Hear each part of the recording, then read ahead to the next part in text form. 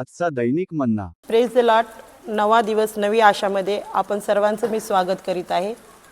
घेऊन वाचूया आजचं वचन. लूक 6 अध्याय 37 वचन. तुम्ही कुणाचे दोष काढू नका, म्हणजे तुमचे दोष कुणी काढणार नाही. कुणाला दोषी ठरवू नका, म्हणजे तुम्हाला कुणी दोषी ठरविणार नाही. हालेलुया.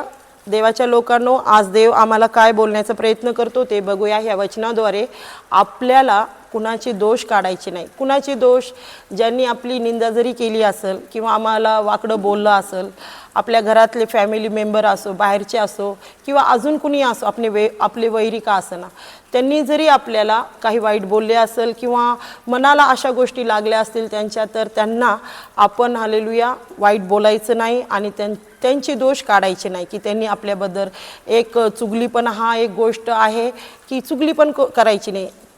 कुणी असे आपण लोक आहेत, आपल्या फ्रेंड सर्कलमध्ये पण असे लोक असतात की एक विश्वासाने ती आपल्यापाशी काही गोष्टी सांगतात आणि आपण ती गोष्ट धरून जर चारी बाजूला जर ती गोष्ट पांगवली तर ते बरोबर नाही.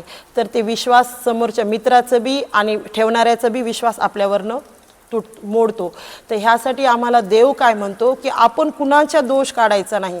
देवा आपण जर दुसऱ्याकडे एक बोट दाखवलं तर आपल्याकडे 3 बोटं आहे, ह्याचं लक्ष आम्ही नेहमी विचारपूर्वक ठेवला पाहिजे आणि नेहमी ह्या विचाराला घेऊनच आम्ही चालले पाहिजे.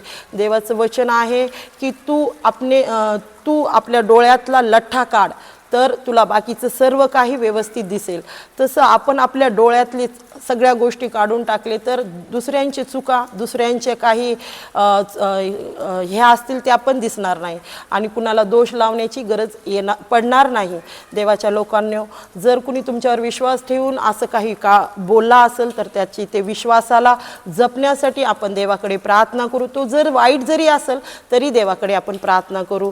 आपण ह्या वचनाद्वारे प्रार्थना करू. स्तुती येऊ देवा. येशू ख्रिस्ता, तुझ्या गोड नावाने ह्या वचनाद्वारे मी प्रार्थना करत आहे. येशू ख्रिस्ता, तू आम्हाला सांगितलं कुणावर दोष लावू नका, तर तुमच्यावर पण दोष लागले जाणार नाही.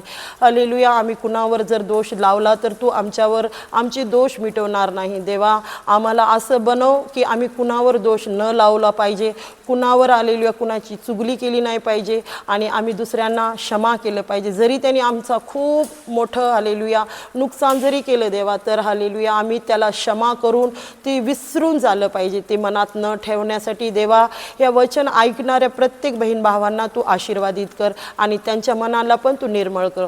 ही छोटीशी प्रार्थना येशू ख्रिस्ताच्या गोड नावात ऐक माझ्या स्वर्गातील पिता. आमेन.